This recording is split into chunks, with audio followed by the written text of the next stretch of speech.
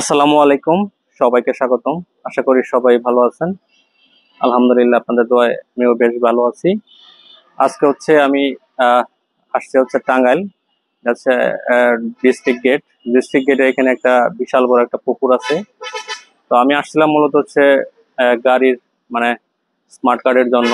তো এখানে আমরা বিশ্রাম নিতেছি। আর আমার এই যে পিছনের যে অংশটাকে দেখতে পাচ্ছেন, যে বিশাল বড় একটা পুকুর, যে দেখতেই পাচ্ছেন এখানে।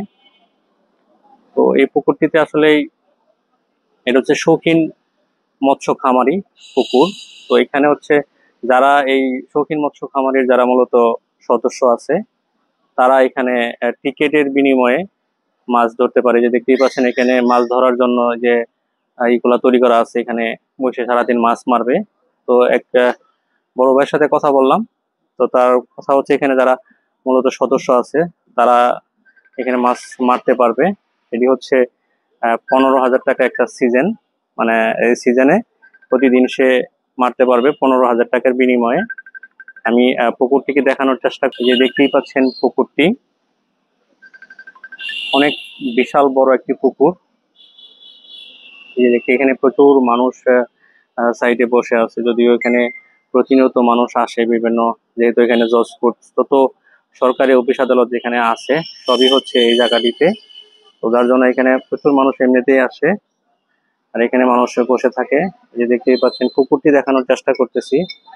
পুকুরটি হচ্ছে যে দেখতেই পাচ্ছেন এখানে অনেক বড় পুকুর। আর এখানে মানে অনেক বড় বড় ওজনের মাছ এখানে রয়েছে। এই যে দেখুন, এখানে সুন্দর করে মাছ মারার জন্য পাটাতন তৈরি করে দেওয়া হয়েছে। এখানে বসে বসে তারা মাছ মারবে। দেখতে অনেক সুন্দর লাগতেছে। দেখুন এখানে সারি সারি গাছ আছে, এখানে মানুষ বসে রয়েছে, কারণ প্রচন্ড পরিমাণে গরম আর প্রচুর পরিমাণে রোদ উঠছে। দেখতে থাকুন, এটা অনেক সুন্দর। কিন্তু পুকুরটি আবারও দেখাচ্ছি, অনেক সুন্দর একটি পুকুর, বিশাল বড়। পুকুরের দুই পাশ দিয়েই মূলত এই টিকেটের মানে মাছ মারার ব্যবস্থা করা হয়েছে। এখানে বসে তারা মাছ মারবে টিকিটের বিনিময়ে। তো এটা আসলে একটা পুরস্কার সিস্টেম করা হয়েছিল, মেবি এটা চালু করছে, আবার হয়তো সামনে ডেট দিবে। আর এটার জন্য মূলত এই ইয়াগুলা তৈরি করতেছে মাছ মারার জন্য। তো সবাই, যদি কেউ মাছ মারার আগ্রহ কারো থেকে থাকে, তো এখানে টাঙ্গাইল এদের সাথে যোগাযোগ করলে হয়তো বা আপনি তথ্য পাবেন যে কখন কবে এটা চালু হবে। তো আমি আসছিলাম, তো যার জন্য যে ভিডিওটা করার সৌভাগ্য আমার হইলো। এই পুরো পুকুরটাই, ভিউটা অনেক সুন্দর। তো ভিডিওটি ভালো লাগলে অবশ্যই শেয়ার করবেন, লাইক দিবেন।